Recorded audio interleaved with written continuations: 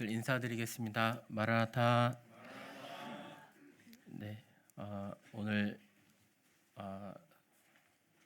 이렇게 말씀을 전하는 날을 이어가지고 마음이 계속 이렇게 분주하고 좀 무거웠습니다. 오늘 이렇게 특별히 또 저에게도 필요한 그런 찬양을 택해 주셔가지고 감사가 됩니다. 하나님은 너를 지키시는 자라. 우리의 도움이 어디서 올까? 천지를 지으신 여호와에게서로다라고 하는 그런 시편의 그 말씀이 참 감동이 됩니다. 성도님들도 주님으로 인해서 만족함을 누리고 또 주님으로 인해서 또 평안하시고 또 주님으로 인해서 또 자유함을 이렇게 누리고 계시죠. 어떤 나의 내가 가진 어떤 능력이 아니라 또 내가 가진 어떤 재산과 또 명예와 지식으로 이렇게 평안과 만족과 기쁨을 누리는 것이 아니라 우리 주님이 나의 지혜이시고 또 나의 능력이시고 또 나의 자유함이고 또 평안임을 이렇게 알게 됩니다. 내 환경과 상황이 어떠함에 따라서 물론 연약한 나는 변할 수는 있지만 주님 안에서 이렇게 자유함과 또 평안을 누릴 수 있으리라 이렇게 믿어 의심치 않습니다. 네, 찬양의 말씀, 찬양을 감사를 드리고요. 요즘에 이제 제가 이제 익산으로 이렇게 출퇴근을 하고 있습니다. 익산이면은 이렇게 송천동에서 익산까지 가면은 한 30분 정도 걸리잖아요. 근데 이제 저는 여기 아중리여가지고 이제 많이 밀려요. 그래서 한 1시간 정도 걸립니다. 그래서 이렇게 저희 집에서 이제 용진 쪽으로 가가지고 용진 쪽에서 이제 전주 군산간 그 도로를 타고 가서 도도교차로 넘어서 공덕교차로에서 꺾어져서 이제 익산 모현동 쪽으로 이렇게 가게 되면 한 1시간 정도 걸리는데요.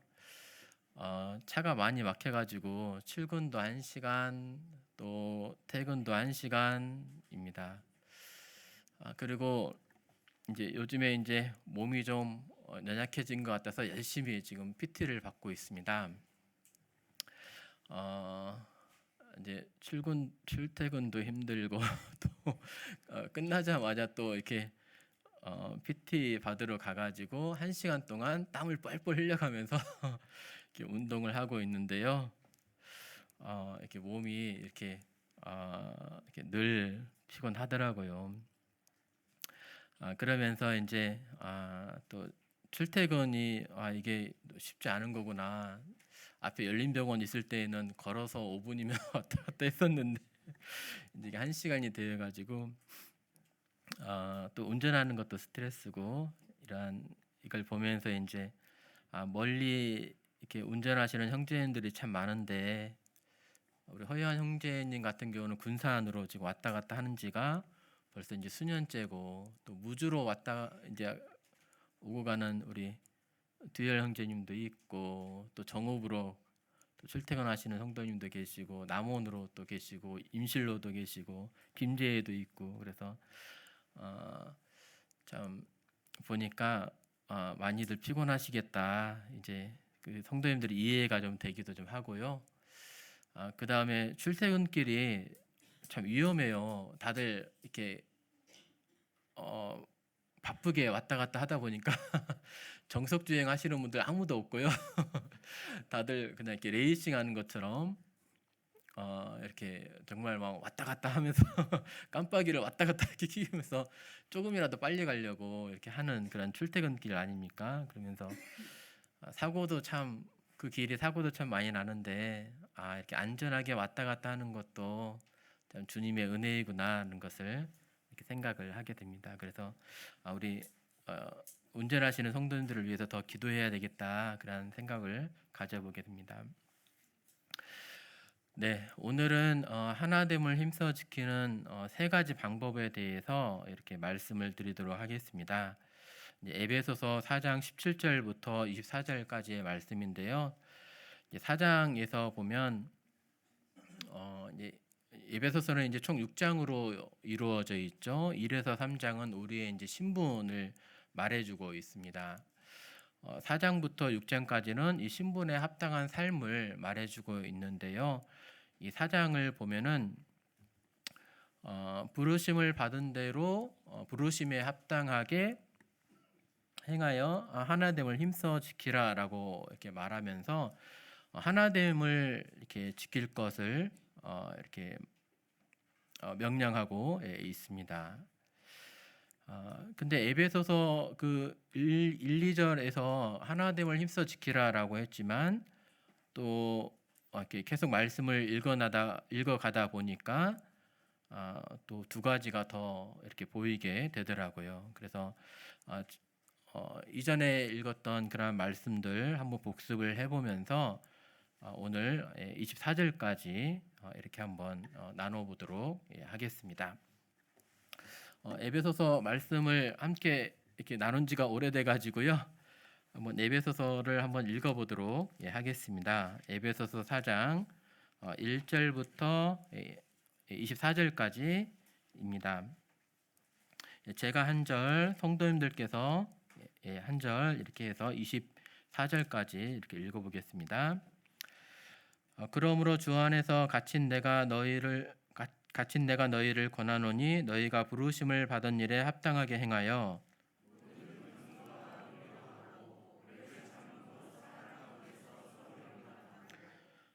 평안에 매는 줄로 성령이 하나 되게 하신 것을 힘써 지키라.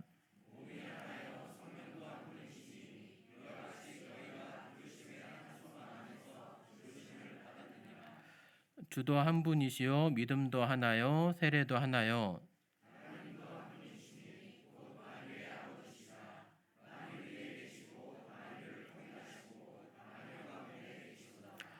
우리 각 사람에게 그리스도의 선물의 분량대로 은혜를 주셨나니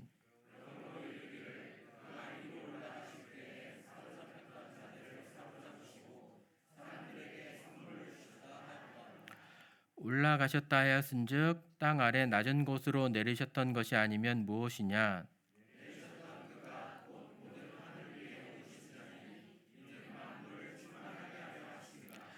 그가 어떤 사람은 사도로 어떤 사람은 선지자로 어떤 사람은 복음 전하는 자로 어떤 사람은 목사와 교사로 삼으셨으니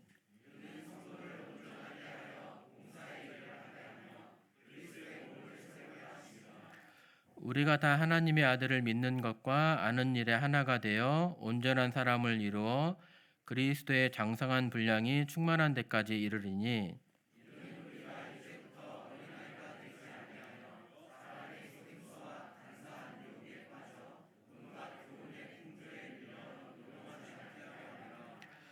오직 사랑 안에서 참된 것을 하여 범사에 그에게까지 자랄지라. 그는 머리니 곧 그리스도라.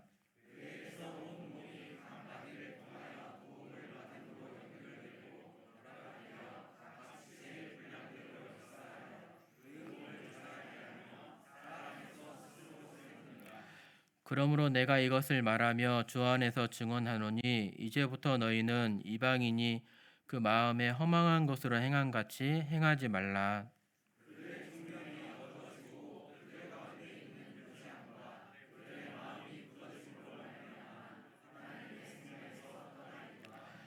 그들이 감각 없는 자가 되어 자신을 방탕에 방임하여 모든 더러운 것을 욕심으로 행하되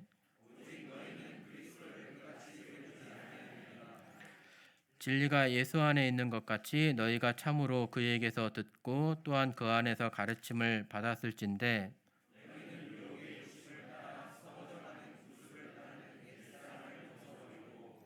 오직 너희의 심령이 새롭게 되어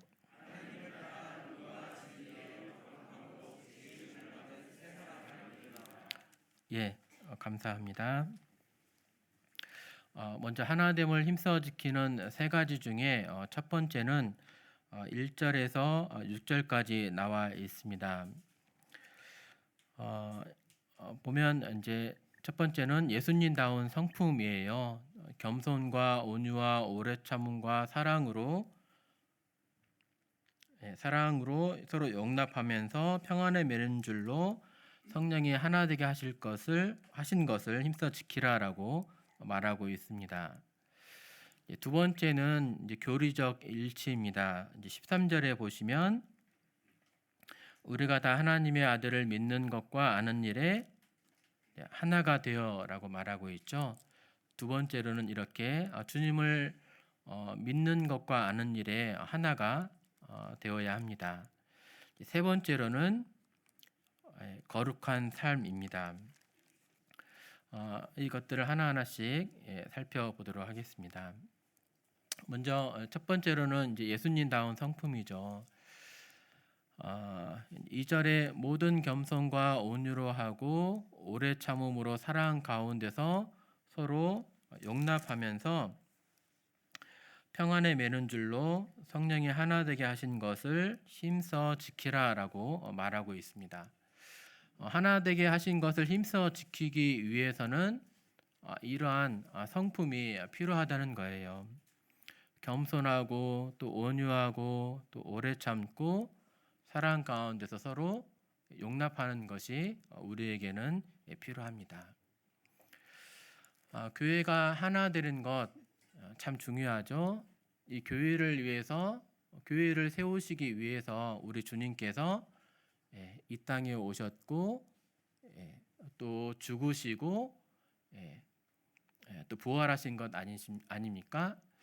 주님이 자기의 피로 이렇게 교회를 사셨는데 이 교회가 주 안에서 하나 되었다는 것을 기억하고 우리는 힘써 지켜야 되는 그런 권면을 받고 있습니다. 겸손과 온유와 오래 참음, 용납은 무엇입니까? 어떤 지식이 아닙니다. 많이 배워서 되는 것이 아니고 서로 간의 관계에서 필요한 것이지요. 우리의 신앙생활은 어떤 산에 깊이 들어가서 돌을 닦는 어떤 사람들처럼 혼자서 갈고 닦는 것이 아닙니다. 혼자서 깨달음을 얻었다, 하나님을 만났다 하는 것이 아니죠. 사람들과의 관계에서 어떤 부딪힐 만한 그런 상황, 내 마음이 찔리기도 하고 또 어려움 당하기도 하고 또 자존심에 상처받기도 하고 하는 그런 상황 속에서 주님의 향기를 드러내는 것이, 그리스도를 나타내는 것이 신앙생활이라 할 수가 있겠습니다. 그래서 참 우리는 이러한 혼자서 신앙생활을 하는 것이 아니라 이런 교회로 모이는 것이 필요하죠. 또 소그룹이 필요합니다. 철이 철을 날카롭게 하는 것처럼 우리가 서로를 빛나게 할 수 있습니다. 서로를 주님을 닮아가게 하는 그런 기회로서 사용을 할 수가 있죠. 먼저 겸손을 보시면 겸손은 자신을 낮게 생각하는 것입니다. 겸손한 자는 순종하게 되어 있고요. 겸손의 반대말은 교만일 것입니다. 주님은 나는 마음이 겸손하고 온유하니 했지만 사단은 교만한 자임을 알 수 있죠. 하나님의 지존하심과 위대하심을 우리가 더 깨달아 갈 때 우리 자신의 죄악됨과 또 무가치함을 더욱 알아가게 되면서 하나님 앞에 겸손해지게 됩니다. 그러면서 하나님 앞에서의 이 겸손한 그런 성품은 또 다른 사람 앞에서도 겸손하게 되어지죠. 그러면서 성경은 제자들의 발을 씻기신 주님처럼 겸손히 섬길 것을 말하고 있습니다. 두 번째 성품은 이제 온유함이죠. 화난 감정을 통제하는 그러한 능력입니다. 흔히들 나는 성격이 불같아서 죄송해요 하면서 나는 원래 이래요 하면서 막 이렇게 함부로 얘기하고 그런 사람들이 있는데 그것은 우리 그리스도인의 모습이 아닙니다. 우리 사회가 이렇고 내가 만난 사람들이 포악하고 성급하고 불같고 한다 할지라도 우리는 주님의 모습을 따라서 온유한 자가 되어야 할 것입니다. 말하고 있는 저도 온유함이 참 어려운 것 같아요. 네, 교회 안에서 누가 온유하면 누가 제일 생각이 나십니까? 한훈이요? 네, 네, 우리 장로님들 다들 이렇게 온유하신 것 같아요. 화난 그런 모습을 이렇게 보기 어렵습니다. 참 온유하고 참 존경스러운 장로님들이신 것 같습니다. 근데 저는 온유가 참 힘든 것 같아요. 이제 저 스스로 나 정도면 온유하지 할 때가 있었는데요. 결혼하고 한번 깨졌고 아이들하고의 관계에서도 깨지면서 제 모습이 이제 적나라하게 드러나는 것 같습니다. 네, 온유는 어떠한 감정을 통제하는 능력입니다. 감정이 격동될 수 있는 그러한 상황에서 내 자신이 비난받을 때, 내 자존심이 짓밟힐 때, 그럴 때 어떻게 반응하냐가 그 사람이 온유한지 아닌지를 보여주는 거예요. 이 사람 모세는 온유함이 지면의 모든 사람보다 더하더라 이 말씀이 나왔을 때는 모세가 어떤 상황이었습니까? 모세의 그러한 형과 누이였던 아론과 미리암이 비방할 때였어요. 또 다른 이들이 비방할 때에도 백성들이 비방하며 때릴 때에도 그는 엎드렸음을 알 수 있습니다. 세 번째로는 오래 참음이죠. 네, 성도님들 오래 참기가 쉽습니까? 어렵습니까? 네, 제일 피하고 싶은 게 오래 참음인 것 같아요. 네, 견디기 힘든 어떤 상황이나 다른 사람과의 결점, 잘못을 말 그대로 오래 참는 것을 말합니다. 누군가가 나에 대해서 오래 참아주는 것을 우리는 원하고 있죠. 네, 하나님이 나에 대해서 오래 참아주셨기 때문에 우리가 구원받았습니다. 구원받고 나서도 하나님께서 나를 정말로 오래 참아주셨잖아요. 그렇기 때문에 우리가 신앙생활을 하고 있는 것 아닙니까? 하나님 저를 용서해 주세요 라고 기도는 자주 하지만 나의 허물을 볼 때, 내 잘못을 볼 때 기도는 그렇게 하지만 혹시 다른 사람에 대해서도 용서하시고 오래 참고 계십니까? 네 번째로는 용납입니다. 참다, 견디다, 관용하다입니다. 관용하다는 다른 사람의 잘못을 받아들이고 용서하는 것을 말해주죠. 형제가 잘못하면 몇 번 용서하라고요? 7번씩 70번까지라도 용서하라고 하셨습니다. 말 그대로 490번만 용서하라는 의미가 아니라 계속 용서하고 관용하고 받아주라는 얘기죠. 이처럼 신앙은 지식을 쌓는 것이 결코 아닙니다. 주님의 어떠하심에 대해서 많이 알았다고 그가 성장한 것이 아닙니다. 신앙은 오히려 삶 속에서 실천하는 것입니다. 관계 속에서 계속 부딪히고 또 낮아지면서 주님의 모습을 드러내는 것이 우리의 신앙생활이라 할 수가 있겠습니다. 우리 서로 자라온 환경들 또 생각하는 바, 또 성향과 성격, 또 기호가 다 다르잖아요. 이럴 때 받아주는 것이 또 이해하는 것이 또 필요합니다. 때로는 용서해 주는 것이 필요하고 또 오래 참는 것, 또 온유하고 한 것이 이런 성품들이 필요합니다. 그러면서 3절에서 평안에 매는 줄로 성령이 하나 되게 하신 것을 어떻게 지키라고요? 힘써서 힘을 다해서 지키라라고 하고 있습니다. 놓으면 안 되는 것처럼 놓으면 빠져버리니까 줄다리기 할 때 놓으면 빠져버리니까 놓으면 안 되는 것처럼 힘써서 이 하나 되게 하신 것을 지키라라고 말하고 있습니다.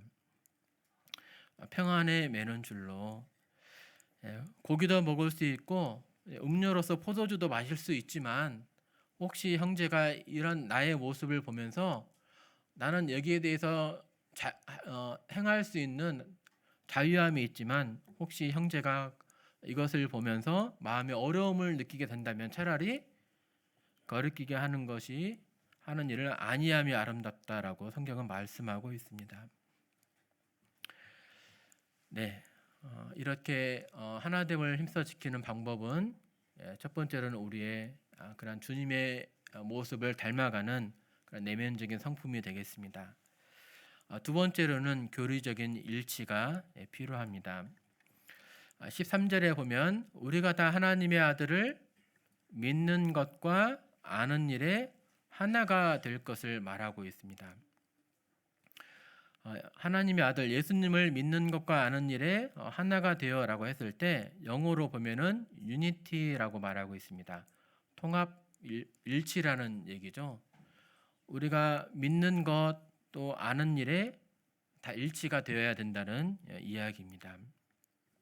이 일치 하나됨은 아까 3절에서 말씀하신 바에도 있는데요.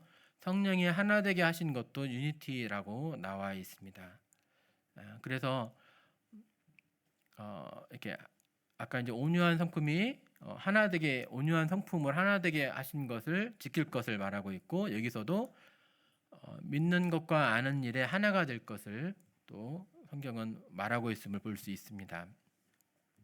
우리가 하나됨에 있어서 예수님을 아는 것에 하나 되고 믿는 것에 하나됨이 꼭 필요한 일일까요? 다르게 생각해도 됩니까? 다르게 말해도 될까요? 네. 교리적인 일치, 우리가 예수님을 어떻게 알고 있고 무엇을 믿고 있느냐는 우리의 신앙에 있어서 굉장히 중요한 일입니다. 교회 성장 가로막고 때로 분열을 가져오는 문제들 중 많은 부분이 교리가 일치되지 못할 때인 것을 볼 수 있습니다. 혹시 우리 중에 누군가가 다른 복음을 전하면 어떻게 되죠? 교회가 하나 될 수 있을까요? 또 다른 예수를 전한다면 하나 될 수 있을까요? 다른 진리를 전한다면 내가 새로 계시를 받았다라고 하면서 다른 진리를 전한다면 이것이 용납할 수 있는 그런 가벼운 문제일까요? 그러지 않습니다. 이 교리적인 일치는 하나됨에 있어서 굉장히 중요합니다.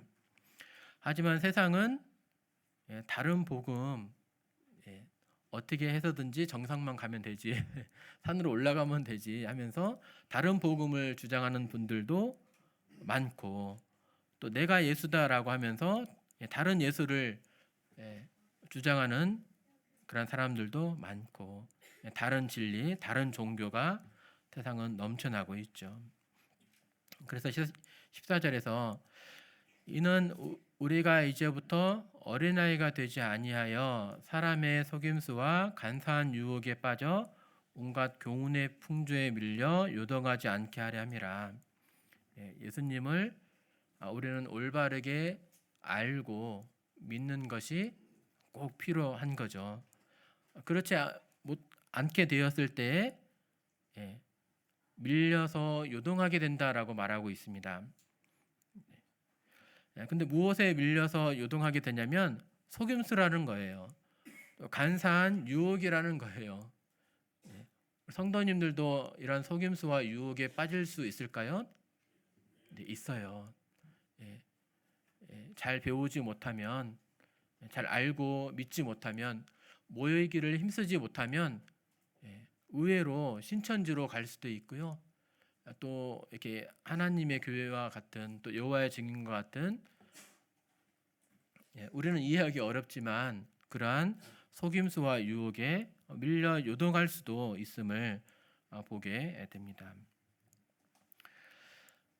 그래서 교회 안에 이렇게 교사들이 있죠. 이런 은사자들의 섬김은 하나님 아들을 믿는 것 또 아는 일에 하나 되도록 잘 가르치고 또 인도해야 할 책임이 있습니다. 특별히 말씀을 전하시는 우리 형제님들은 여기에 책임이 있다 할 수 있겠습니다. 골로새서 1장 28절 29절 한번 같이 한번 읽어볼까요? 시작. 우리가 그를 전파하여 각 사람을 권하고 모든 지혜로 각 사람을 가르침은 각 사람을 그리스도 안에서 완전한 자로 세우려 함이니 이를 위하여 나도 내 속에서 능력으로 역사하시는 이의 역사를 따라 힘을 다하여 수고하노라. 내 속에서 역사하시는 이의 역사를 따라서 힘을 다하여 수고합니다. 내 안에서 행하시는 성령의 힘을 따라서 힘을 다해서 수고합니다. 무엇을 위해서요? 각 사람을 권하고 모든 지혜로 각 사람을 가르쳐서 그리스도 안에서 완전한 자로 세워질 때까지, 주님의 형상이 그 사람을 통해서 나타날 때까지, 그 사람이 교회 안에서 은사를 활용하면서 다른 사람을 섬겨줄 수 있을 때까지, 그가 성장할 때까지 힘을 다해서 가르친다라고 말하고 있습니다.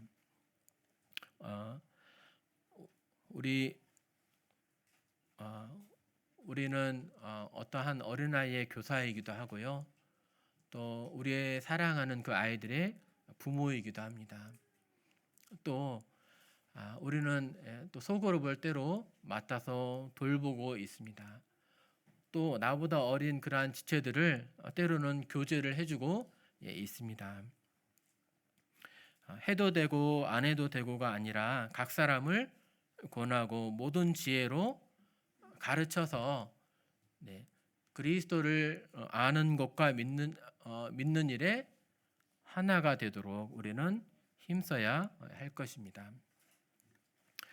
세 번째로는 거룩한 삶입니다. 옛사람을 벗고 새 사람을 입는다는 그런 어려운 말이지만 실질적으로 쉽게 말하면 거룩한 삶을 살아야 할 것입니다. 왜냐하면 하나됨을 방해하는 것 중에 가장 큰 이유가 죄이기 때문입니다. 죄는 우리의 하나됨과 관련이 없을까요? 교회 안에 죄가 들어오게 되면 어떻게 되죠? 분란이 일어납니다. 많은 아픔이 있게 되고요. 분란이 일어나게 되고 분리가 되고 교제의 단절이 이루어지게 됩니다. 죄는 연합을 깨트리는 원인이 됩니다. 하나님과 아담 사이가 관계가 깨어진 이유가 무엇입니까? 하나님이 아담을 창조하시면서 보시기에 좋았더라라고 하셨는데 하나님의 형상대로 지음을 받은 이 아담 얼마나 하나님이 기뻐하시고 사랑스러워하시고 좋아하셨을까요? 그런데 어느 날 갑자기 아담이 하나님을 보기를 두려워하는 거예요. 어느 날 갑자기 동산 나무 뒤로 숨는 거예요. 사랑의 관계를 누리지 못하고 갑자기 하나님을 피해서 멀리 도망갑니다. 무엇 때문에 그랬습니까? 죄 때문에 그렇습니다. 죄는 분리를 낳습니다. 교회 삭슨 죄는 사망인데 사망의 본 의미가 무엇입니까? 사망은 죽는 것, 없어지는 것이 사망이 성경적인 의미가 아닙니다. 사망의 성경적인 의미는 분리입니다. 지옥을 향해서 둘째 사망이라고 말했을 때 지옥이 왜 둘째 사망입니까? 하나님과 사랑과의 영원한 분리가 되기 때문입니다. 첫째 사망은 무엇의 분리입니까? 육체와 영혼의 분리가 되겠죠. 사망은 분리입니다. 결국 죄는 분리를 낳게 됩니다. 하나님과의 관계에서도 그렇고 다른 사람과의 관계에서도 분리를 낳게 됩니다. 전에는 하와가 내 뼈 중에 뼈요, 살 중에 살이라고 했는데 예, 네가 아담아 어디 있느냐, 네가 왜 그렇게 하였느냐라고 하나님께서 물으셨을 때 예, 누구를 가리킵니까?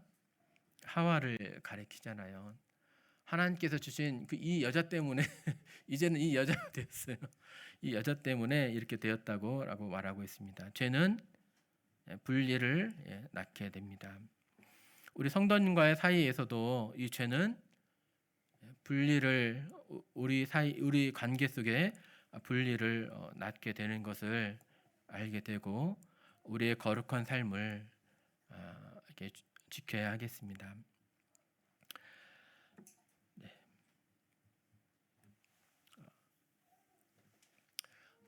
에베소 교회에 이렇게 이제 거룩한 삶을 신분에 합당한 그러한 삶을 요구를 하고 있습니다. 그런데 에베소 교회를 생각을 하게 되면 그렇게 쉽지 않은 상황임을 알 수가 있습니다. 왜냐하면 에베소 교회는 특별히 더욱더 죄악이 넘쳐난 그러한 도시였기 때문입니다. 한번 에베소의 타락상을 한번 읽어드리겠습니다. 우리 시대의 교회처럼 에베소 교회를 비롯해 신약 성경 시대의 팔레스타인 밖에 있는 교회들은 거의 모두 무성한 이교 신앙과 이에 수반되는 부도덕의 에워싸였다. 에베소는 로마 제국에서 손꼽히는 상업 문화 도시였다. 에베소는 거대한 아테미 신전,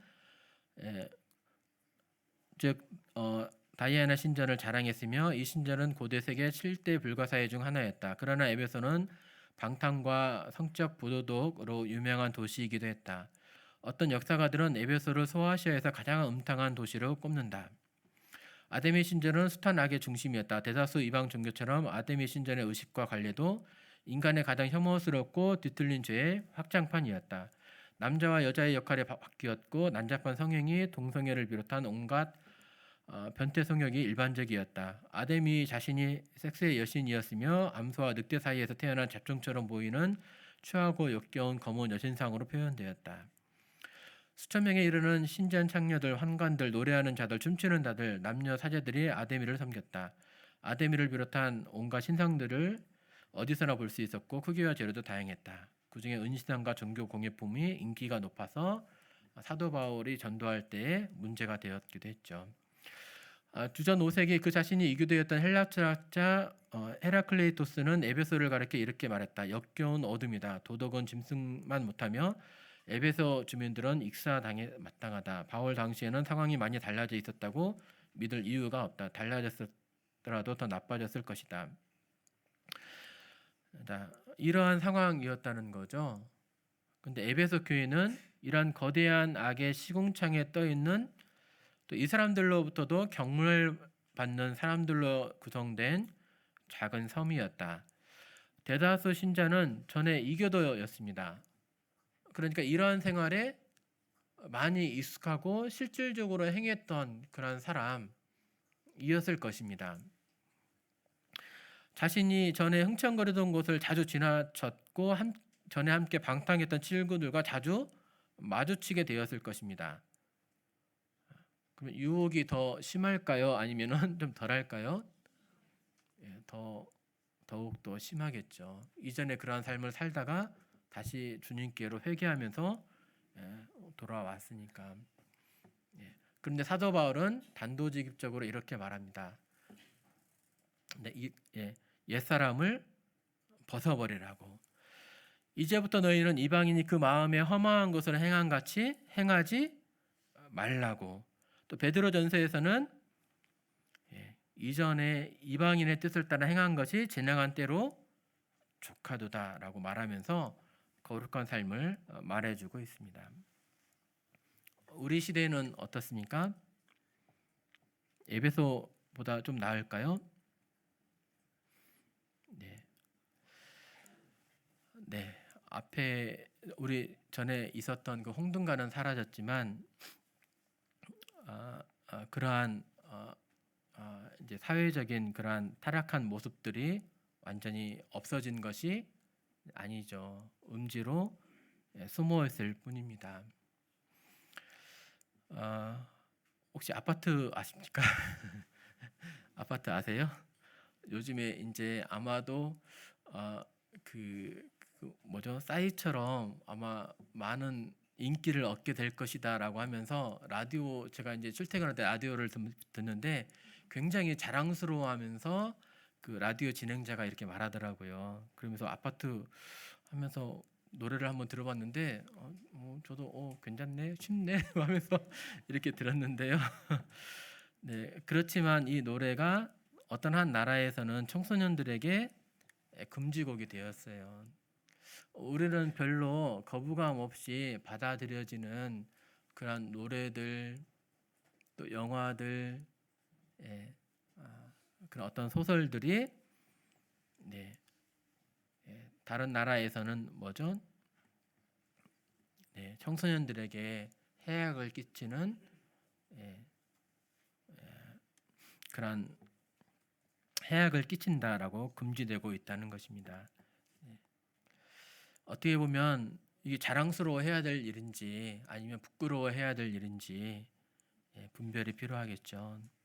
네, 우리도 사실 여기에 대해서 무분별하게 좋아하고 즐기고 하는 것이 아니라 내 안에 성령님이 계시는데 성령님이 근심하게 되지는 않을지 이렇게 주의해야 할 것입니다. 저도 이제 이렇게 꼰대가 되어가지고 라떼는 말이 하면 안 되는데요. 네, 라떼는 말입니다. 해야 될 것 같아서 저희 청년 때에는 세상 노래를 듣는 것을 금기시했어요. 그렇게 우리의 선배님들이 그렇게 가르쳐 주셨어요. 그래서 듣는 것을 아예 듣지 않았습니다. 물론 이제 이렇게 어떤 이제 단점도 있었죠. 세상을 너무 이렇게 분리되어서 살아간다는 그런 느낌도 있었으니까. 하지만 이러한 것들을 좋아해서는 안 될 것이죠. 판단해서 자신을 이러한 죄악됨 또 음란함에서부터 우리는 지켜야 할 것입니다. 그러므로 내가 이것을 말하며 주 안에서 증언하노니 이제부터 너희는 이방인이 그 마음에 허망한 것으로 행한 같이 행하지 말라. 허망한 것은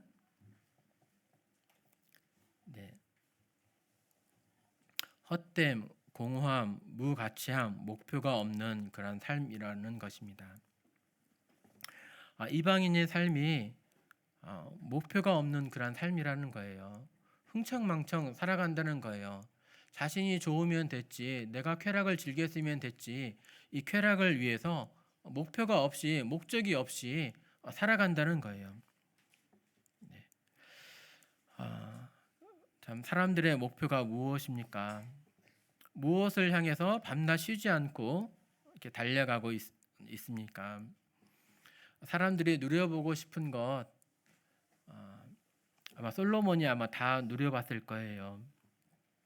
큰 사업을 벌이고 남녀노비를 많이 두고 가축도 많이 키워보고 금은보배도 많이 가져보고 나를 위해서 노래 부르는 자들 또 춤 잘 추는 자들을 이렇게 불러보고 처첩들도 1000명이나 더 보고 또 지혜도 많이 가져보고 했는데 만족이 있었을까요?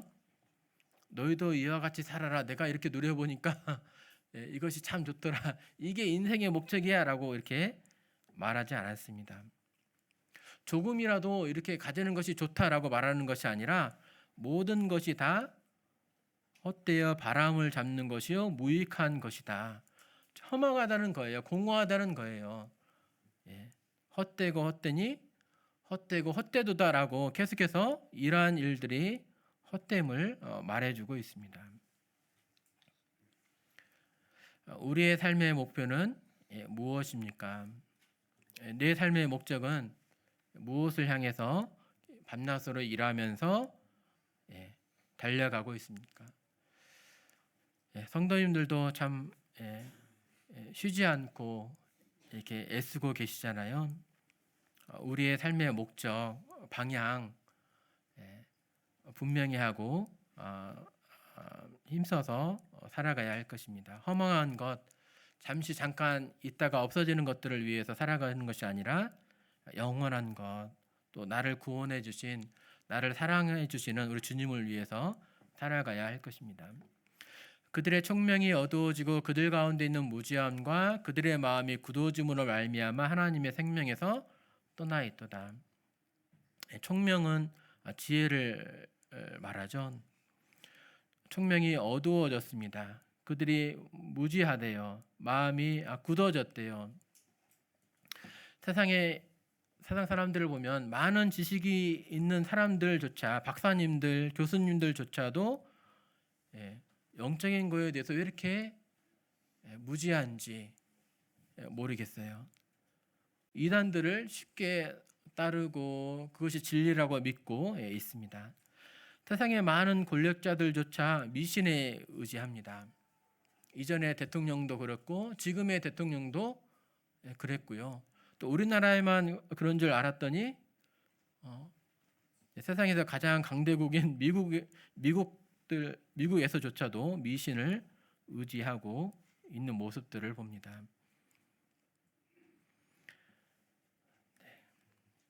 어떤 분별력이 없고 지혜가 없고 참 총명이 어두워졌습니다. 왜 이렇게 이들은 총명이 어두워지고 무지하고 마음이 굳어져 있습니까? 왜 이렇게 하나님을 떠나간 그런 삶 가운데 있습니까? 선악과를 따먹은 다음에 사람들은 자기가 주인이 되어서 자기의 마음대로 선악을 결정하면서 자기가 좋아하는 것을 선이라 하고 자기가 싫어하는 것을 악이라 칭하면서 살아가고 있습니다. 그런데 그들의 총명이 어두워지고 무지해지면서 그들의 마음이 굳어지고 있는 거예요. 이것이 자유다라고 말하고 있지만 오히려 그것이 얽매이는 것이 되었고, 이것이 나의 생명이다라고 말하고 있지만 도리어 자신에게 사망에 이르게 되었습니다. 그것이 살길처럼 보였지만 자신의 생명을 앗아가는 것이 되었습니다. 왜 그들은 돌아오지 못하고 있습니까? 육에 속한 사람은 하나님의 성령의 일들을 받지 아니하니 이는 그것들이 그에게는 어리석게 보이고 또 그는 그것들을 알 수도 없고 이러한 일은 영적으로 분별되기 때문입니다. 자신의 현 상황이 이러한 상황임을, 무지한 상황임을, 사망으로 달려가고 있는 그런 상황임을, 하나님의 생명에서 떠나 있는 그런 상황임을 알 수도 없습니다.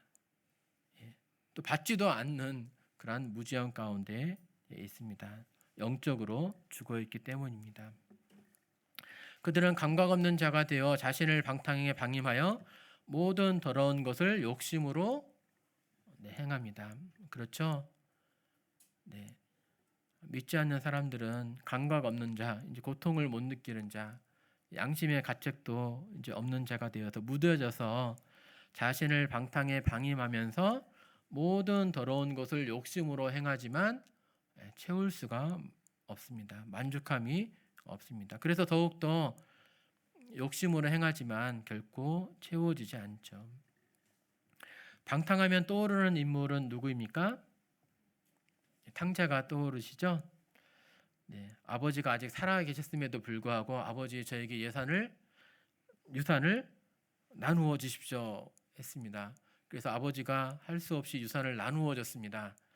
그랬더니 며칠이 안 되어 가지고 아버지가 주신 그 유산을 다 팔아서 둘째 아들이 모아서 먼 나라로 갔습니다. 왜 먼 나라로 갔을까요?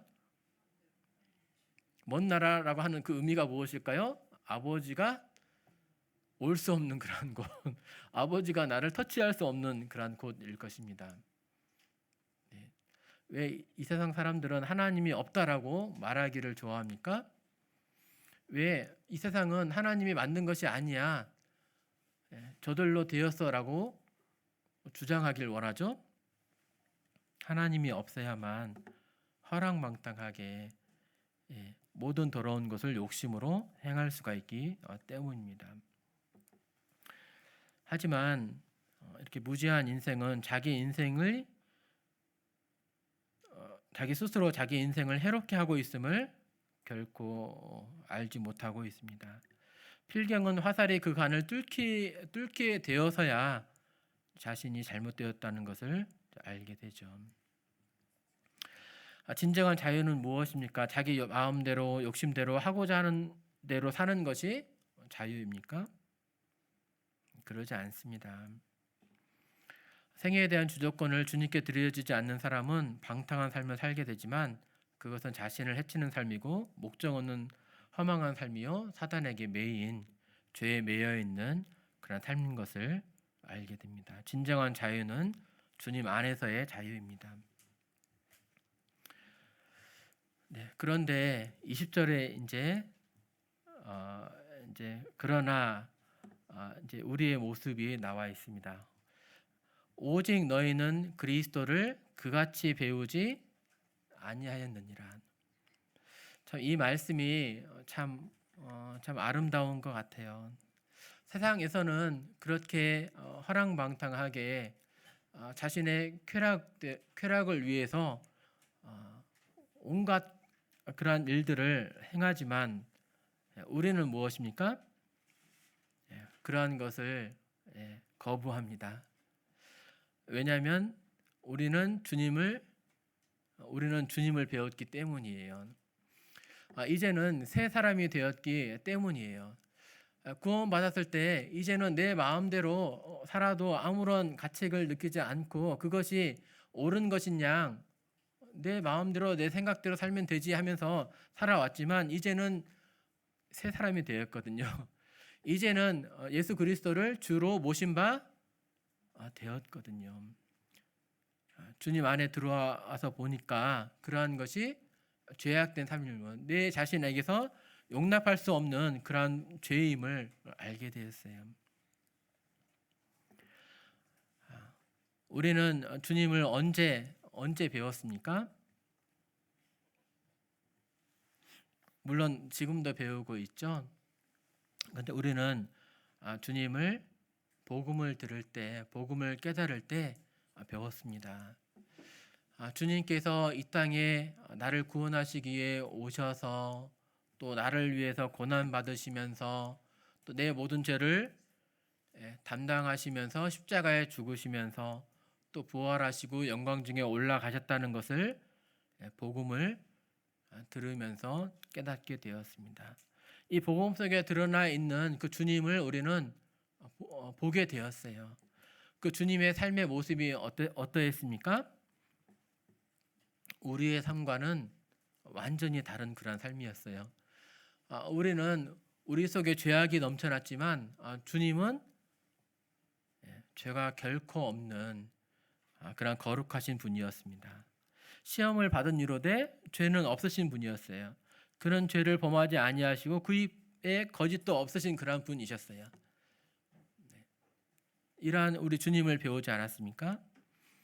그러면서 주님을 계속 묵상하면서 주님이 얼마나 아름다운 그러한 분이신지 거룩하신 분이신지 겸손하시고 온유하시고 오래 참으시고 또 죽기까지 순종하시는 그분의 아름다운 그러한 모습을 보면서 우리 또한 그분을 닮아가기를 원하고 있죠.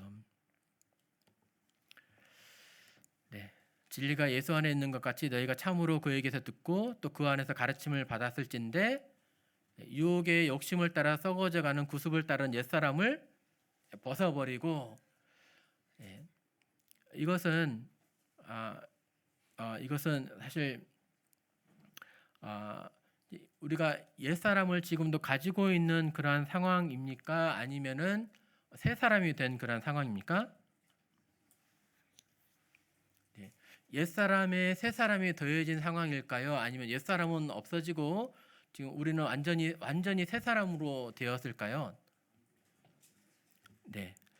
그런즉 누구든지 그리스도 안에 있으면 새로운 피조물이라 이전 것은 지나갔으니 이전 것은 함께 있다고요? 아니면 아예 지나갔다고요? 이전에 나는 지나갔으니 보라 새 것이 되었도다.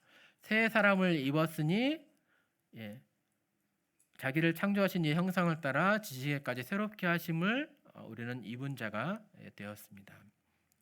네, 우리의 옛사람은 그리스도와 함께 십자가에 못 박혀서 장사 지낸 바 되었고 우리는 주님과 함께 새 생명으로 새 사람으로 이렇게 살고 있죠. 그럼에도 우리는 옛사람은 죽었지만 옛사람의 행위를 할 수 있어요. 왜요? 우리가 영은 거듭났지만 우리는 연약한 육신을 가지고 있습니다. 사단이 우리를 유혹하고 또 세상이 우리를 유혹하고 넘어뜨리게 하고 있는 상황입니다. 우리는 연약합니다. 그러기에 우리는 성화를 온전히 이루었다라고 말할 수가 없습니다. 우리는 우리가 받은 신분대로 합당하게 신분에 합당한 그러한 삶을 살아가도록 말씀은 말하고 있습니다. 심령이 나오는데요. 성경은 마음을 새롭게 할 것을 무엇보다도 이렇게 무릇 지킬 만한 것보다 이렇게 네 마음을 지키라. 생명이 그러니 이에서 남이니라라고 잠언서에 말하고 있지 않습니까? 성경은 마음의 중요성을 이렇게 말해주고 있는데요. 마음에서부터 우리가 범죄하게 될 때 실제로 행동이 나타나게 됨을 이렇게 말해주고 있습니다. 그래서 우리는 마음을 새롭게 하고 또 마음에서 욕을 한다든지 어떤 범죄를 한다든지 다른 사람을 함부로 대한다든지 하면은 그게 잘못된 거예요. 마음에서부터 우리는 새롭게 해야 할 것입니다. 이상 이렇게 하나됨을 힘써서 지킬 수 있는 세 가지 방법에 대해서 살펴보았습니다. 주님의 그런 성품을 닮아가면서 또 힘써서 주님을 알고 믿는 일에 하나가 됨으로 또 거룩한 삶을 살아감으로 우리 사랑하는 기린노 교회의 하나됨을 힘써 지킬 수 있으리라 성경은 말하고 있습니다. 이상 말씀 마치겠습니다.